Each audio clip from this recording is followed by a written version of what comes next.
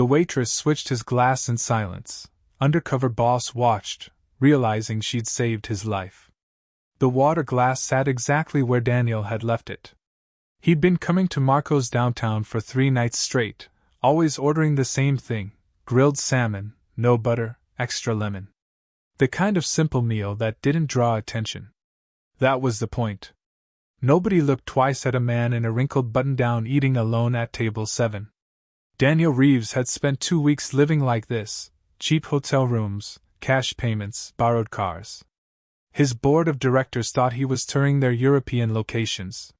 His assistant thought he was on a meditation retreat. In reality, the CEO of Meridian Hospitality Group was sitting in one of his own restaurants, watching his employees when they didn't know he was watching. It was called going undercover. He called it overdue. Tonight felt different, though. The energy in the room had shifted around 9:30, right after the kitchen staff changed over. Daniel had noticed the new line cook, broad shoulders, neck tattoo, the kind of guy who moved through the kitchen like he was angry at the vegetables. Then there was Mia. She'd been his server all 3 nights. Mid-20s, dark hair always pulled back tight, eyes that seemed to be calculating something even when she smiled. She moved efficiently, never wasted steps, never lingered for small talk. Professional. Invisible, almost. Except tonight, she kept glancing toward the kitchen. Daniel had learned to notice things like that. In his line of work, the details people tried to hide were usually the ones that mattered most. She approached his table now, carrying his salmon on a white plate. Her hands were steady, but her jaw was tight.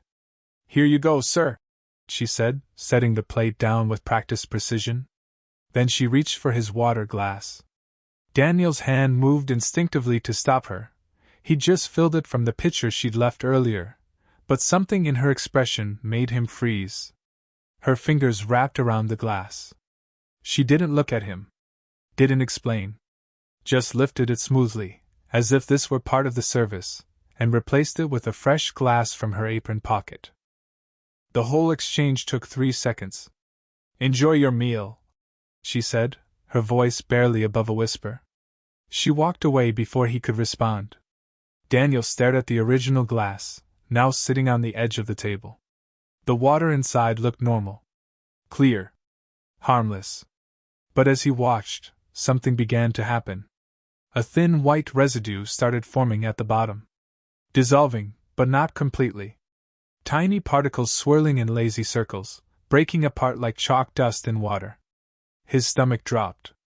Daniel had seen enough crime dramas to know what he was looking at. This wasn't a piece of lint, or a mineral deposit. Someone had put something in his drink. Someone had tried to poison him. His eyes shot up, scanning the restaurant. The other diners were lost in their conversations. The hostess was seating a couple near the window. The bartender was shaking a cocktail, laughing at something a customer said. Everything looked normal. Except Mia.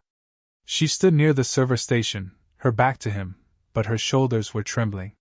She was gripping the edge of the counter like she might fall over. Daniel's mind raced. She knew. Somehow, she'd known his drink had been tampered with. She'd seen it happen, or she'd known it was going to happen, and instead of causing a scene, instead of calling the police or confronting anyone, she'd simply switched the glass. Quietly. Invisibly. She'd saved his life without saying a word. He pushed his plate away, appetite gone. His hand moved to his phone, then stopped. What was he supposed to do? Call the police? Call his head of security? Announce to the entire restaurant that someone had just tried to kill him? No. Not yet. Because if someone wanted him dead, revealing who he really was would only make him a bigger target. And if Mia knew something, if she'd seen who did this, then exposing her as a witness could put her in danger too. Daniel made a decision. He took a $20 bill from his wallet, folded it under the edge of his untouched salmon, and stood. He walked toward the exit with the same unremarkable pace he'd used all week. Just another customer. Just another face in the crowd. But as he pushed through the glass door into the cool night air, he turned back. Mia was watching him from across the dining room. Their eyes met for half a second. Hers were wide, terrified, pleading. Then she looked away and disappeared into the kitchen.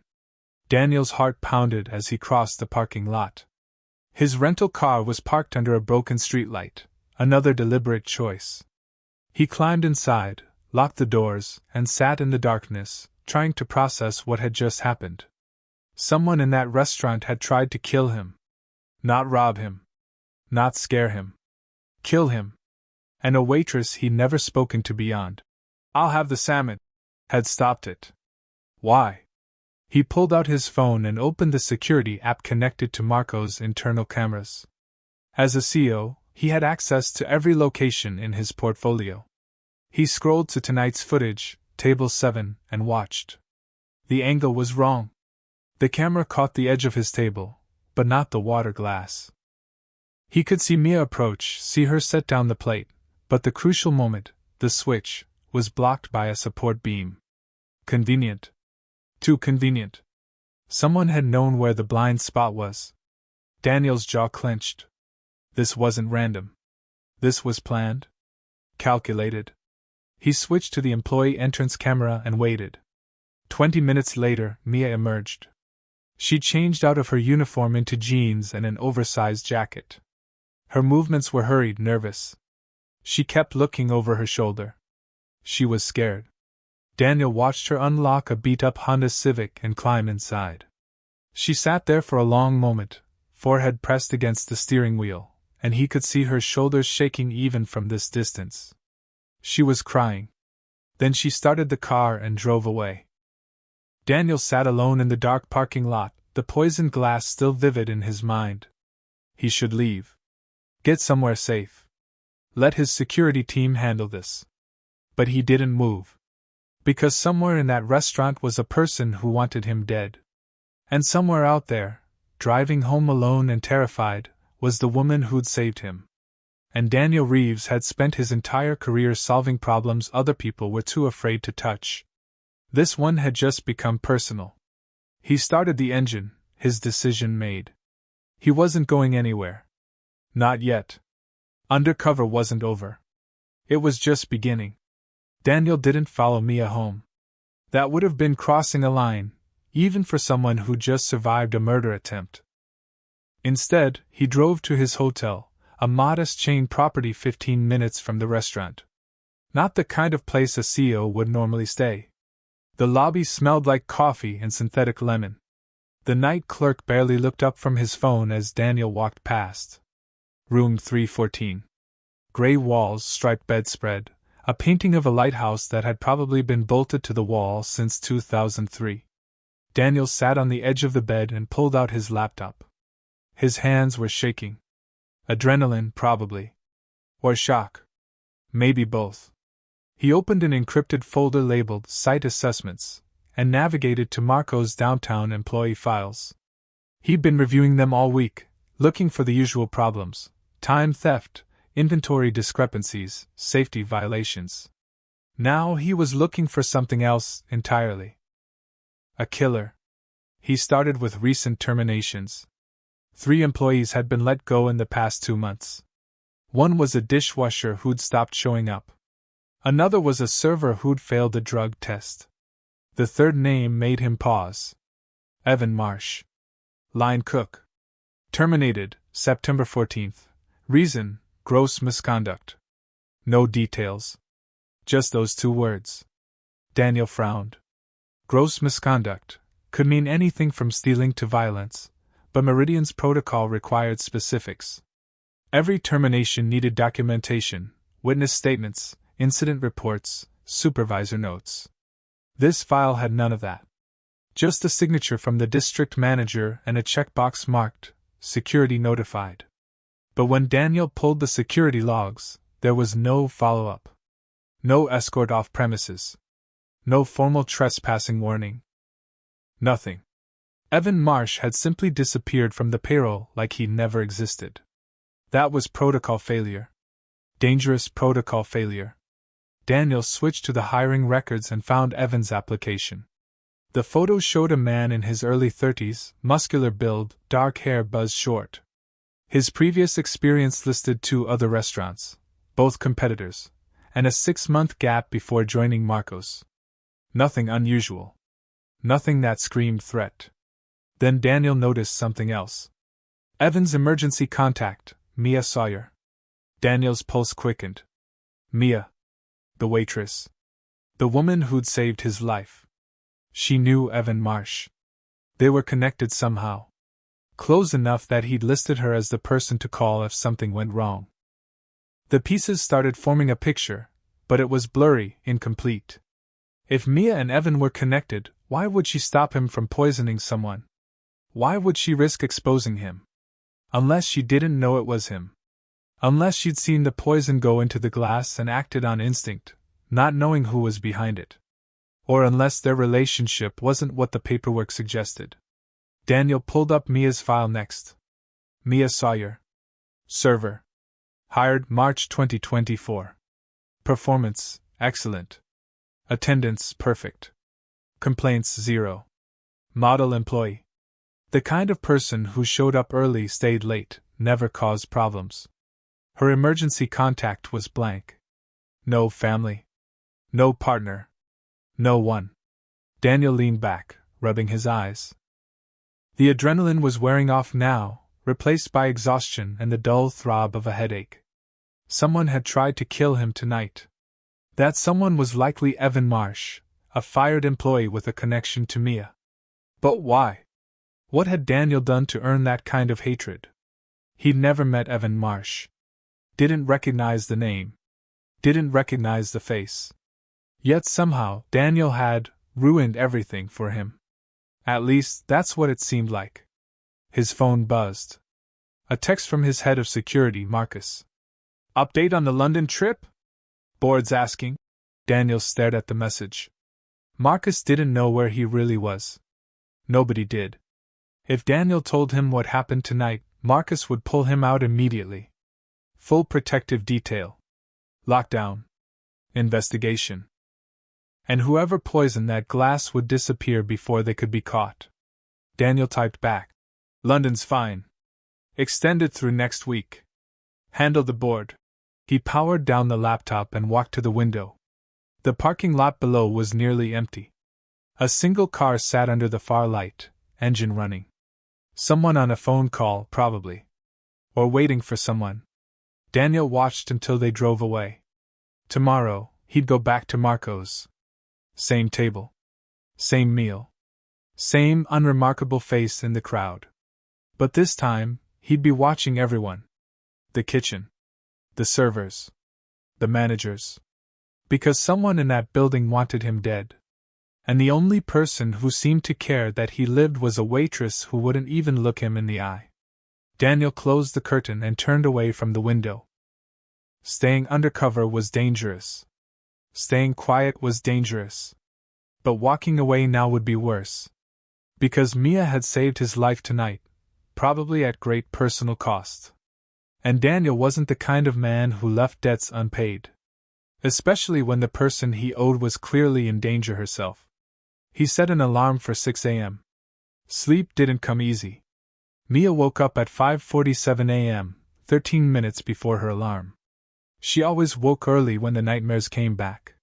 Her apartment was small, a studio in a building where the heat barely worked and the neighbors screamed at each other through paper-thin walls. But it was hers. She'd signed the lease herself. Paid the deposit with tips she'd been saving for 6 months. No one could take it from her. That mattered more than square footage. She sat up slowly, her heart still racing from the dream. Always the same one lately. Evan standing in her kitchen, his face twisted with rage, his voice echoing off the walls. You think you can just leave? You think you're done with me? Except it wasn't entirely a dream.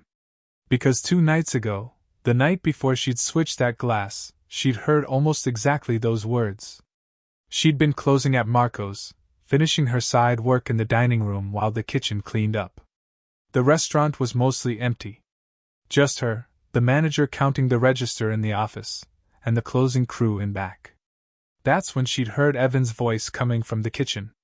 She'd frozen, knife and fork still in her hand from rolling silverware. Evan wasn't supposed to be there.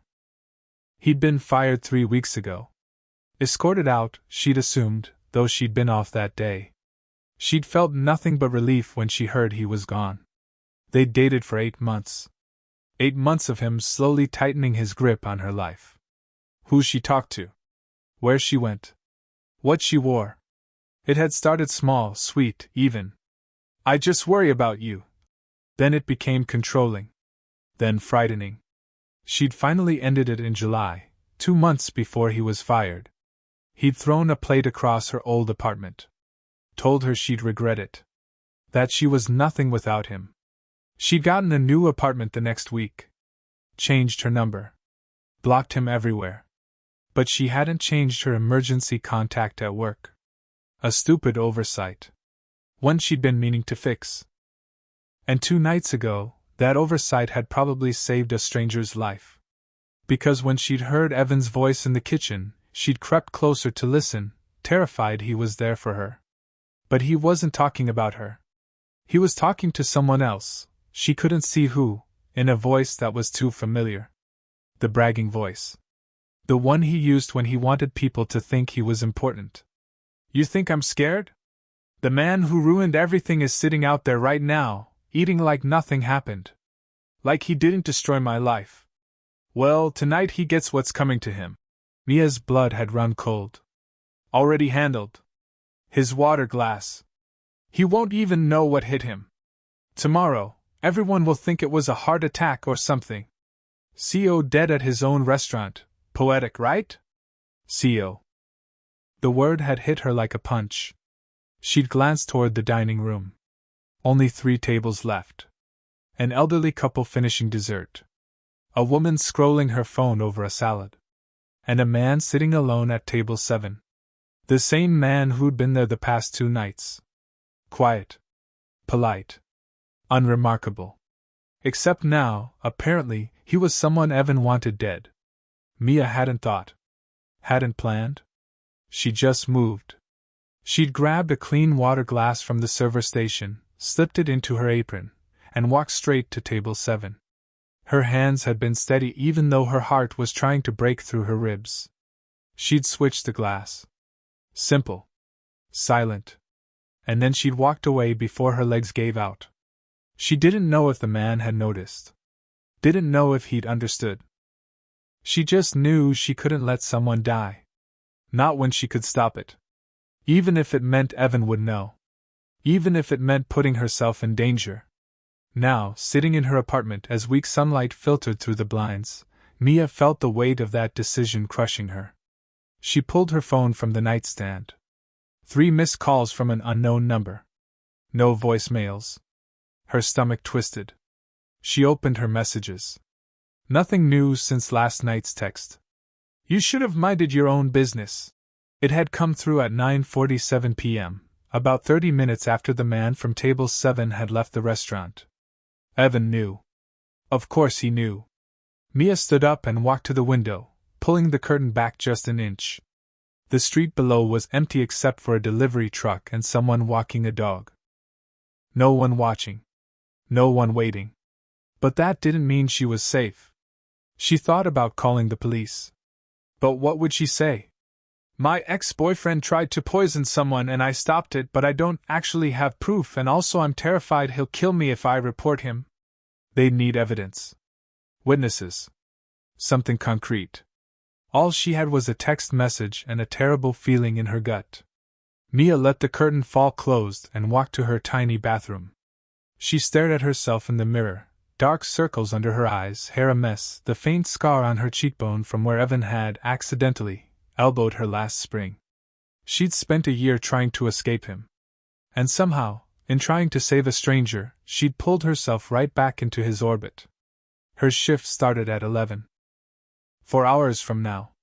4 hours to decide if she was brave enough to go back to Marco's, knowing Evan might be watching. Knowing he was angry. Knowing angry Evan was the most dangerous version of him. She turned on the shower, letting the water heat up. Whatever happened next, she couldn't hide forever. But she could be ready. Mia's hands were still shaking when she clocked in at 10:53 a.m.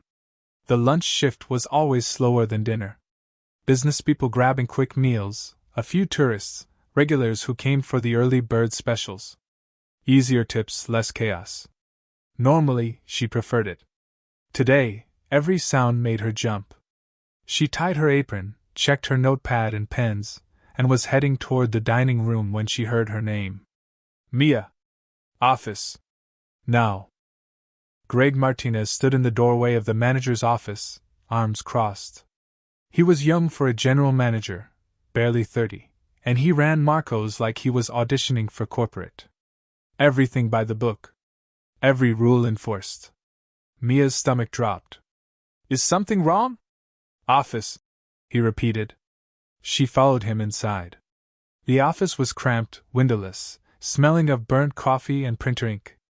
Greg closed the door and sat behind the desk, pulling up something on his computer. He didn't invite her to sit. We need to discuss your behavior last night, he said, eyes on the screen. Mia's throat tightened. My behavior? You touched a customer's drink without permission. Removed it from the table and replaced it without explanation. He clicked his mouse, turning the monitor toward her. Security footage. Table 7. 9:34 p.m. The video showed her approaching the table, setting down the plate, reaching for the glass. The angle didn't show what was in the glass, just her taking it. It looked bad. Like she was doing something suspicious. I can explain, Mia started. Can you? Greg leaned back in his chair. Because from where I'm sitting, you violated health code protocol and customer service standards. You don't touch a customer's beverage unless they ask you to or unless it's being cleared. You know that. There was something wrong with the glass, Mia said carefully. I thought I saw something in it. I was just being cautious. Did you inform me? Did you inform any manager on duty? No, but... Did you inform the customer? Mia hesitated. No. Greg shook his head. So instead of following protocol, which would be to discreetly alert management so we could handle it properly, you took it upon yourself to remove potential evidence and replace it without documentation. Do you understand how that looks? I was trying to help. You were trying to be a hero. Greg cut her off. And in this business, heroes get people sued. What if that customer complained? What if he got sick anyway and claimed you tampered with his drink? We'd have no defense, Mia. No documentation. Just footage of you doing something unauthorized. Mia's hands clenched at her sides. She wanted to scream. Wanted to tell Greg that she'd saved that man's life. That someone had tried to poison him and she'd stopped it. But she couldn't. Not without proof. Not without putting herself at even greater risk. I'm sorry, she said quietly. It won't happen again. Greg pulled a yellow write-up form from his desk drawer. No, it won't. Because this is your official warning. One more incident, any incident, and you're terminated. Understood? Mia took the paper he slid across the desk. Her name was already printed at the top. The boxes for violation of protocol and unauthorized conduct were checked. She signed it because she needed this job. Because she had rent due in a week and nowhere else to go. Understood, she whispered. Good. Now get out there. Table 3 needs water. Mia left the office, the write-up crumpled in her apron pocket, feeling like she'd been punched in the chest. She'd saved someone's life. And she was being punished for it. From his corner table, Daniel watched the entire thing unfold. He couldn't hear what was being said, but he didn't need to. Mia's body language told him everything. The way her shoulders hunched. The way she signed the paper without fighting back. The way she walked out of that office looking smaller than when she'd gone in. His jaw tightened. Greg Martinez. Daniel knew the name. He'd hired him 8 months ago based on a glowing recommendation from the district supervisor. Young, ambitious, eager to prove himself. Also, apparently, someone who valued policy over people. Daniel pulled out his phone and opened his notes app, typing quickly. Marco's downtown, management issues, no documented follow-up on terminated employee, Evan Marsh, security gaps in camera coverage, Table 7 blind spot, GM prioritizing liability over employee safety, retaliation against employee who prevented potential crisis. He watched Mia move through the dining room, refilling waters, taking orders, smiling at customers like nothing had happened. But he could see it now.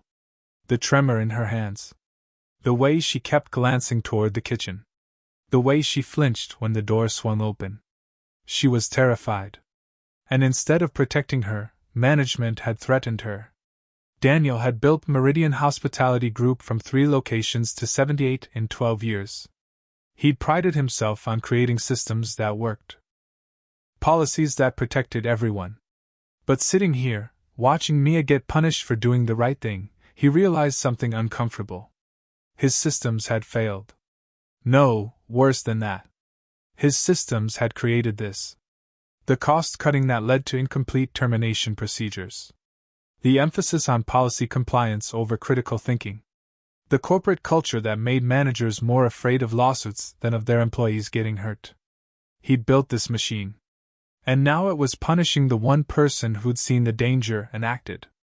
Daniel flagged down another server, a young guy with nervous energy, and ordered coffee. While he waited, he pulled up the corporate directory on his phone and found the HR files for Marco's downtown. There had been complaints about Evan Marsh. 3 of them, filed by different employees over his 6-month tenure. All marked, resolved internally. None escalated. None investigated. And when he'd finally been terminated, there'd been no safety review. No threat assessment. No follow-up. Just a checkbox and a signature. Daniel set his phone down as the coffee arrived. He'd spent 2 weeks looking for operational problems. Waste. Inefficiency. Theft. He'd found something worse. A system so focused on avoiding liability that it had become blind to actual danger. And the woman who'd seen through all of it was now one mistake away from losing her job. Not on his watch. Mia's shift ended at 6 p.m. She made it through without breaking down, which felt like a victory. Her tables had been easy, a few lunch stragglers, some regulars who tipped well and didn't need much attention. She'd smiled. Made small talk. Acted normal. But the write-up felt like it was burning a hole in her apron. She changed in the staff bathroom, pulling on her jeans and jacket, avoiding her reflection in the mirror. The fluorescent lights made everyone look sick. Today, she actually felt it. "See you tomorrow, Mia," called Sarah, one of the other servers, as Mia headed for the back exit. "Yeah. See you?" The employee exit opened into an alley that connected to the main street. It wasn't the safest route. The lighting was poor and the dumpsters attracted questionable characters, but it was the fastest way to the bus stop. Mia pulled her jacket tighter and walked quickly. The November air had a bite to it. The sun was already setting, casting long shadows between the buildings. Her bus came at 6:15. She had 12 minutes. Her phone buzzed in her pocket. She pulled it out, still walking. Unknown number. Her thumb hovered over the decline button. Then it buzzed again. A text this time? Running away won't help. Mia stopped walking. Her heart slammed against her ribs. She spun around, scanning the alley behind her. Empty. Another text came through. "I see you." Her breath caught. She turned in a full circle, eyes searching the shadows, the doorways, the fire escapes above. Nothing. No one. She started walking again, faster now, her sneakers slapping against the wet pavement. The bus stop was just ahead, at the corner of 5th and Main. Street lights. People. Safety. Her phone buzzed continuously now. Message after message. "You think you're smart?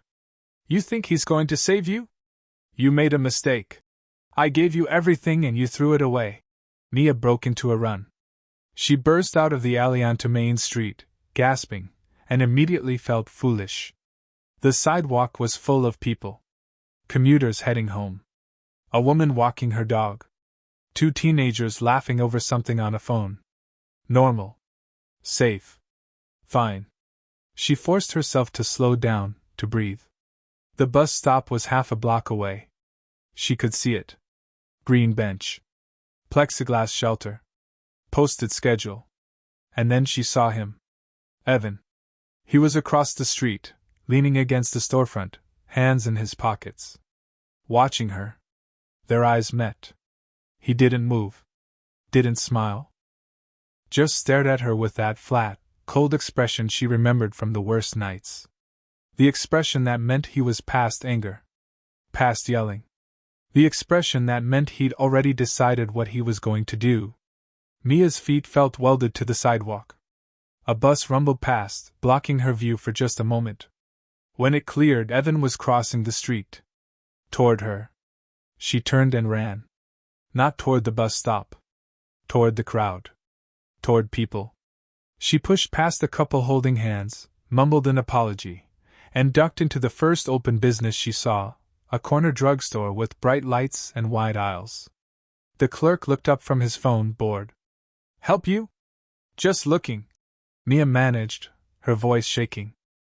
She moved quickly down the first aisle, grabbed a bottle of shampoo at random, and headed toward the back of the store. There was a second exit, she remembered. She'd been here before. She found it. Emergency exit. Alarm would sound. She didn't care. Mia slammed through the door. The alarm shrieked behind her as she stumbled into another alley, this one narrower, darker. She ran. Her lungs burned. Her vision blurred. She didn't know where she was going, just that she had to move, had to get away, had to. She crashed into someone. Strong hands caught her shoulders, steadying her. "Whoa, Mia?"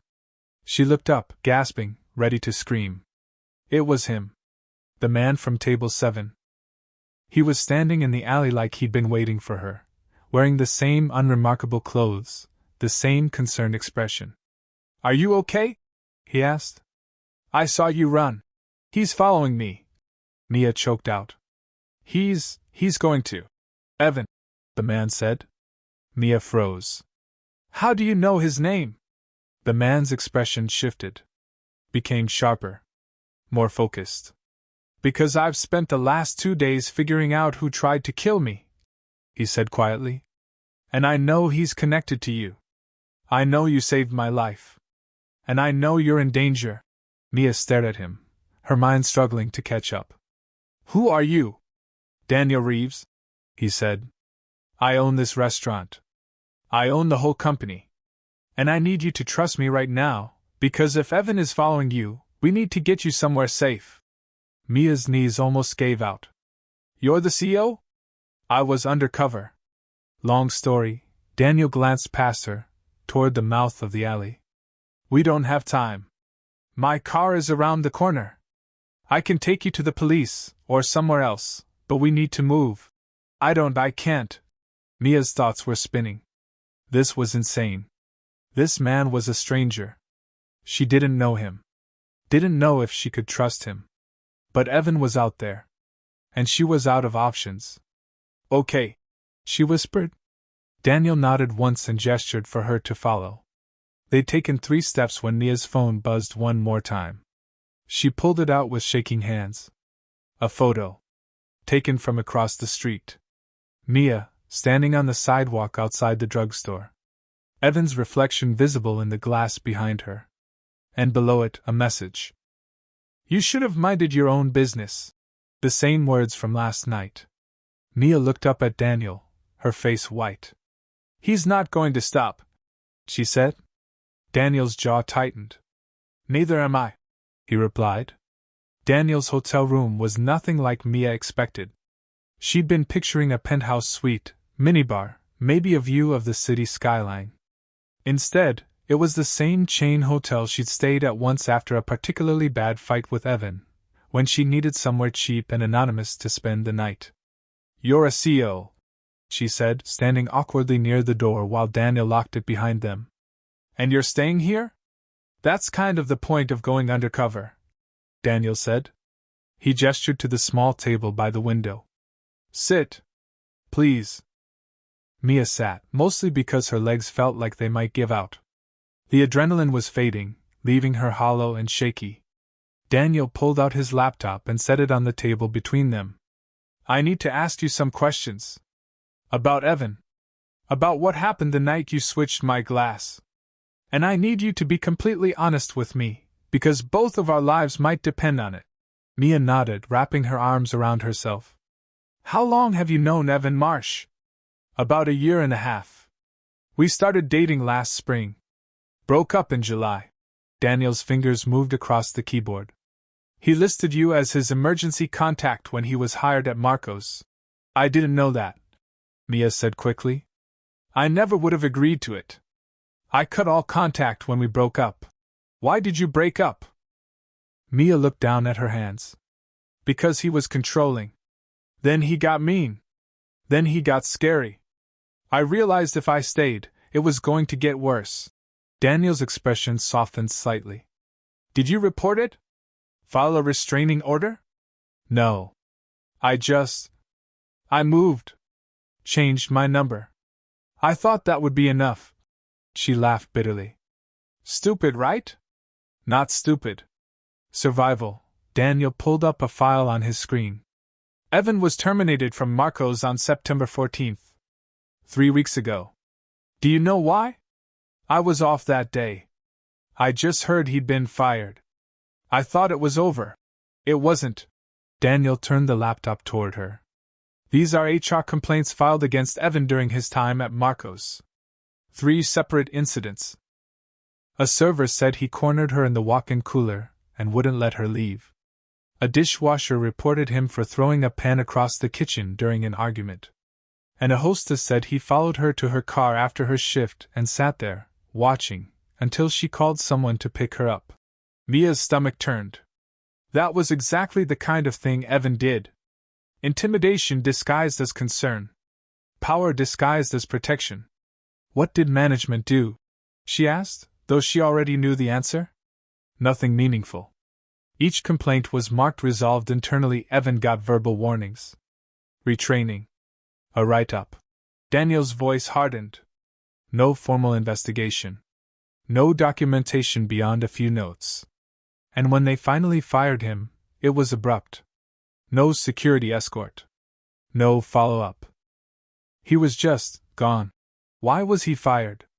Daniel pulled up another file. According to the incident report, which is barely a paragraph long, Evan had an altercation with the kitchen manager. Threats were made. The manager felt unsafe. District supervisor signed off on immediate termination. He closed the laptop and looked at her directly. But here's what I don't understand. Evan was angry at me. He blamed me for ruining his life. But I've never met him. Never even heard his name until 2 days ago. So why does he think I destroyed everything? Mia thought back to that night, to the words she'd overheard in the kitchen. He said something about how the man who ruined everything was eating at his own restaurant. She said slowly. Like you being the CEO was the reason he was angry. But why? Daniel opened a different folder on his laptop. I didn't fire him. I didn't know he existed. So what's the connection? He pulled up a timeline, dates, events, policy changes. Mia watched as he scrolled through weeks of corporate decisions. Then he stopped. Here, Daniel said quietly. September 1st. I issued a company-wide directive. All locations had to cut labor costs by 15% before the end of Q3. Reduce hours. Eliminate redundant positions. Tighten scheduling. Mia leaned closer. What does that have to do with Evan? Marco's was overstaffed in the kitchen. 2 managers where one would have worked. The district supervisor made cuts. Started looking for reasons to trim employees. Daniel's jaw tightened. Evan's complaints gave them the excuse they needed. He wasn't fired because he was dangerous. He was fired because he was convenient. The pieces clicked into place for Mia. So he blames you. Because your cost-cutting order led to him losing his job. Exactly. Daniel sat back, running a hand through his hair. And he's not entirely wrong. I created the policy that made him expendable. I prioritized numbers over safety. And when he got fired without proper procedure, no one followed up to make sure he wasn't a threat. You didn't know, Mia said. That's not an excuse. Daniel's voice was sharp with self-recrimination. I should have known. I built systems that were supposed to protect people, employees and customers. But I built them from a spreadsheet. From a boardroom. I didn't see what they actually looked like on the ground. He pulled up the security footage from the night Evan was terminated. It showed him leaving through the back door, alone, carrying his knives in a bag. No manager watching. No security present. He walked out angry and humiliated, Daniel said. And no one stopped him. No one checked on him. No one made sure he wasn't going to come back. Mia watched Evan's figure disappear from the frame. But he did come back, she said softly. Yes. He came back. And he almost succeeded. Daniel closed the laptop. The only reason I'm alive is because you were paying attention. Because you heard something and you acted. I didn't have proof, Mia said. I still don't. It's just his word against mine. The police won't. The police will listen, Daniel interrupted. Because I'm not just a customer who got poisoned. I'm the CEO of a major company reporting a credible threat against my life. They'll take this seriously. But what about the glass? I threw it away. There's no evidence. Daniel's expression shifted. You threw it away? Mia nodded miserably. After my shift. I panicked. I didn't want anyone asking questions. For a long moment, Daniel was silent. Then he smiled, a small, grim smile. It doesn't matter, he said. Because I didn't. He pulled his phone from his pocket and opened his photos. There, clear as day, was a picture of the poisoned water glass, the white residue still visible at the bottom. I took it from the table before I left, Daniel said. I've had it locked in my car's glove box for 2 days. Waiting to figure out what to do with it. Mia stared at the photo. That's evidence, she whispered. That's evidence, Daniel confirmed. And with your testimony about what you overheard, and Evan's history, and the threatening messages he's been sending you, we have a case. He'll know it was me. He already knows. That text made it clear. Daniel's voice softened. Mia, you're already in danger. The only way out is forward.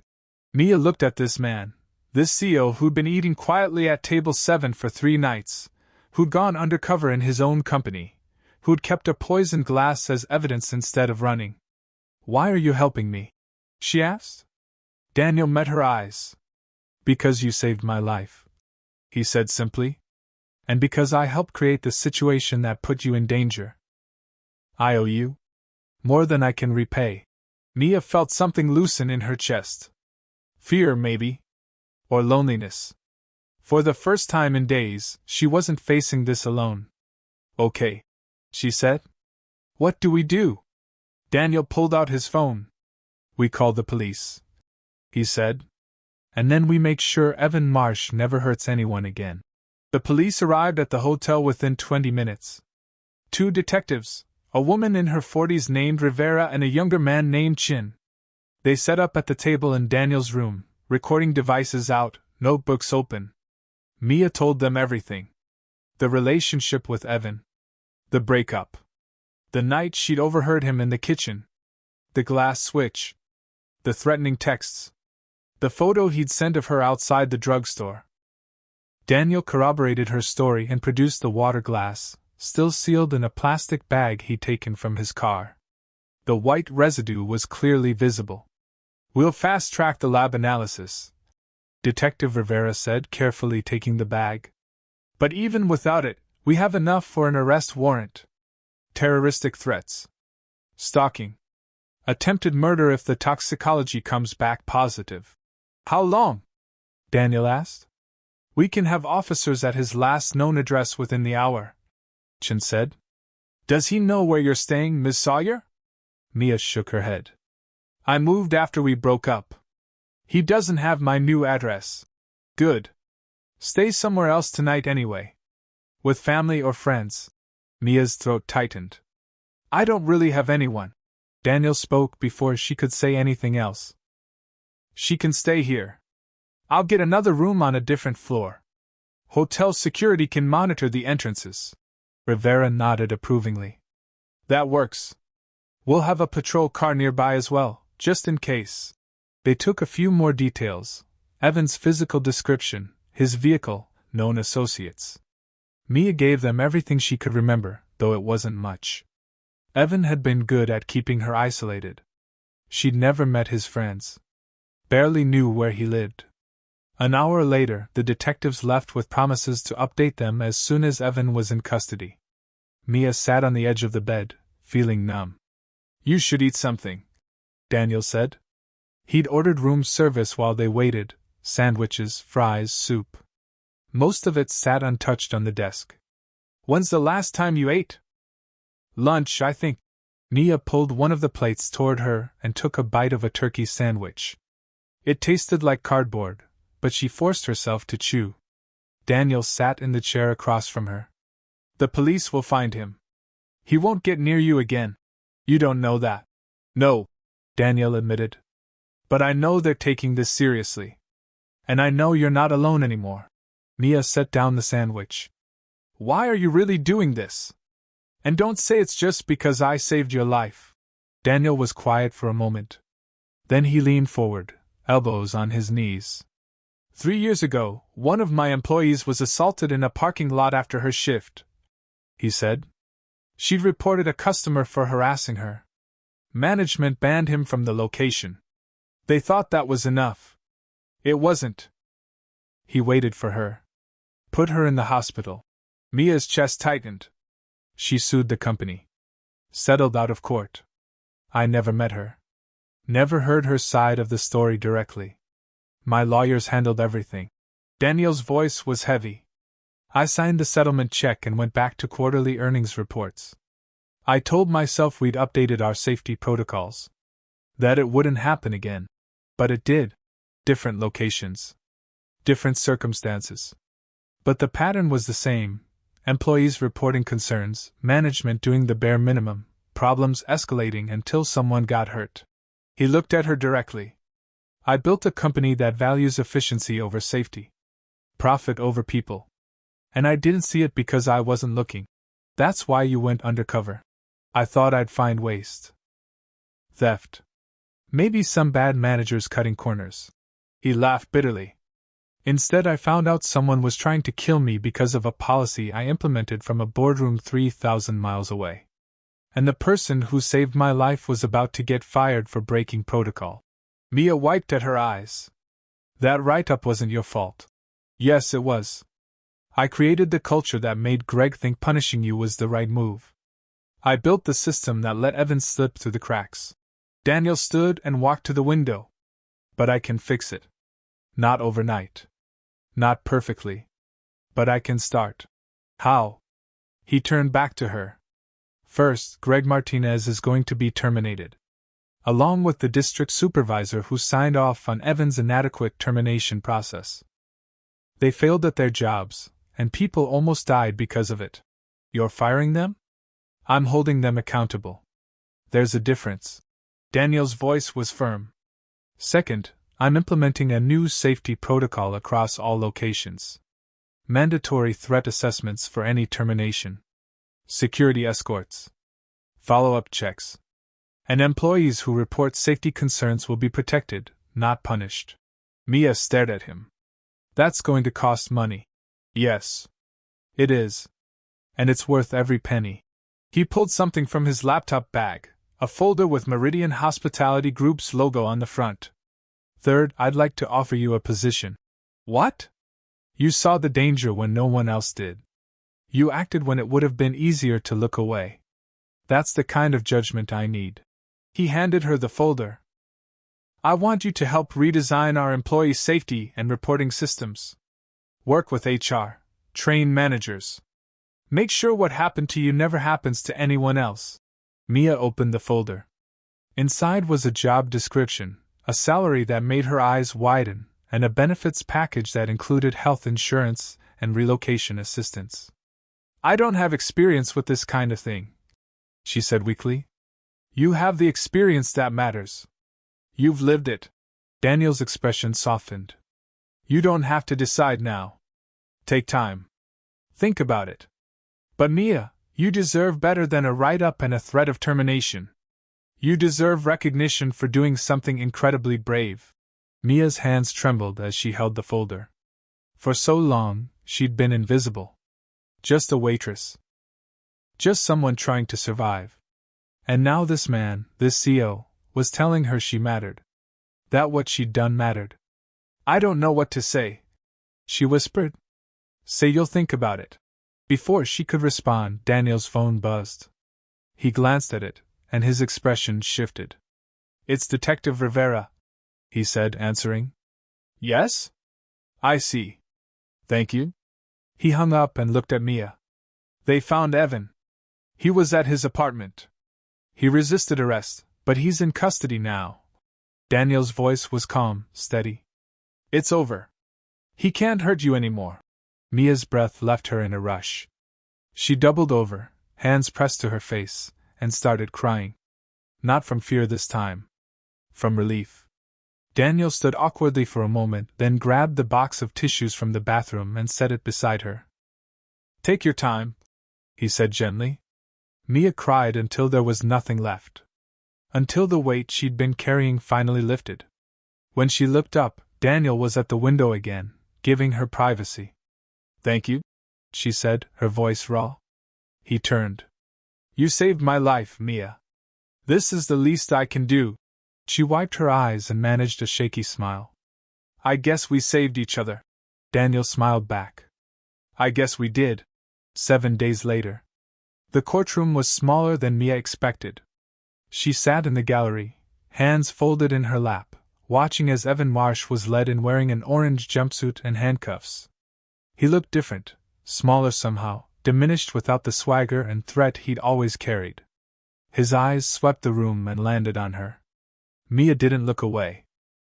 For the first time in over a year, she wasn't afraid of him. The judge read the charges: attempted murder, stalking, criminal threatening, violating a protective order that had been issued immediately after his arrest. The toxicology report had come back positive. The substance in Daniel's water glass was a powerful sedative mixed with something else, something that would have stopped his heart within minutes. Evan's public defender entered a plea of not guilty, but everyone in the room knew it didn't matter. The evidence was overwhelming. The texts. The security footage placing him at the restaurant. Mia's testimony. Daniel's corroboration. And the glass. The hearing lasted 20 minutes. Bail was denied. Trial date set for February. When they let Evan out, he looked at Mia one more time. This time, she saw what she'd missed before. He wasn't dangerous. He was pathetic. A man who'd tried to control her because he couldn't control himself. Who'd blamed everyone else for his failures. She felt nothing but pity. Outside the courthouse, Daniel was waiting by his car, a different one now, a sleek black sedan that actually looked like something a CEO would drive. How are you? He asked. Good, Mia said. And she meant it. It felt good to see him in handcuffs. Justice tends to feel that way. Daniel opened the passenger door for her. Ready? Ready. They drove across town to Meridian Hospitality Group's corporate headquarters, a glass building downtown that Mia had passed 100 times but never imagined she'd enter. Security waved them through. Employees nodded respectfully as Daniel passed. Mia felt out of place in her simple blouse and slacks, but Daniel had assured her she looked fine. You're not here to impress anyone, he'd said that morning. You're here because you belong here. They took the elevator to the 8th floor. The HR department.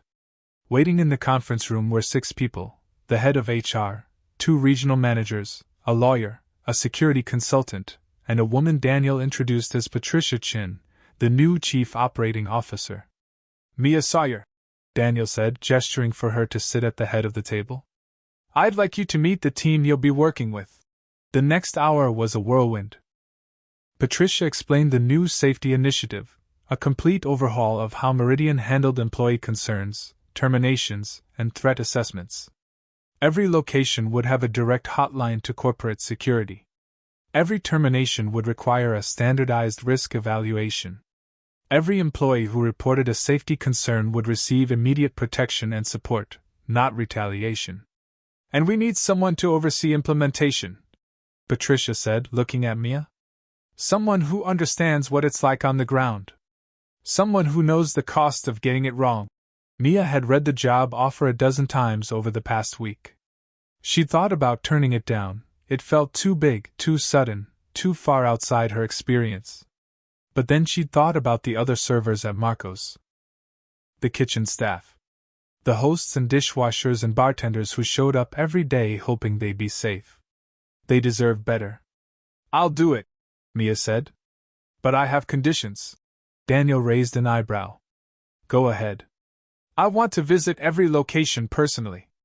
Talk to employees face to face. Hear their stories.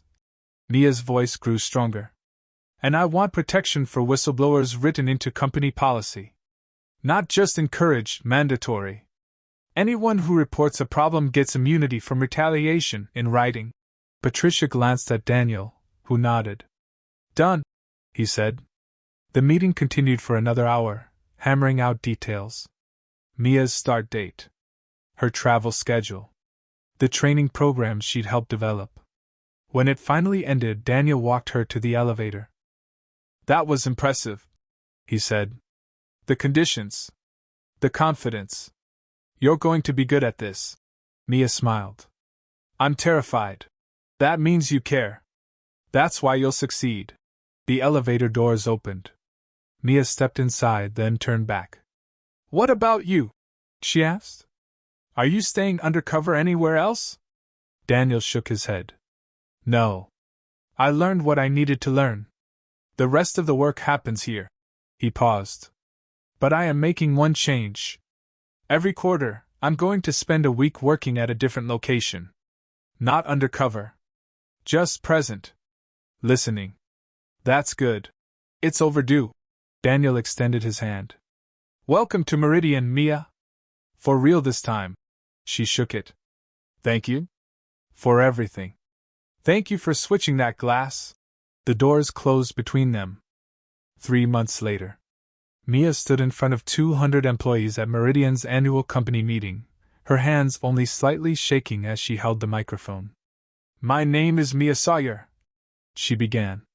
3 months ago, I was a waitress who witnessed something terrible and made a choice. I could have stayed silent. I could have looked away. But I didn't. She told them about that night. About the glass. About the cost of speaking up and the greater cost of staying quiet. We've all seen things we weren't sure we should report, she continued. A coworker being mistreated. A safety hazard being ignored. Something that felt wrong but we told ourselves wasn't our problem. She paused. But it is our problem. Because we're not just employees. We're people. And we deserve to feel safe. The room was silent. So I'm asking you to be brave. To speak up. To switch the glass. Mia's voice grew firm. Because the quietest people often see the danger first. And sometimes, one small action can save a life. When she finished, the applause was thunderous. Later, as employees filed out, several approached her. A server from Phoenix who'd been harassed by a manager. A cook from Seattle who'd seen safety violations covered up. A host from Miami who'd been afraid to report theft. Mia listened to every story. Took every name. Made every promise.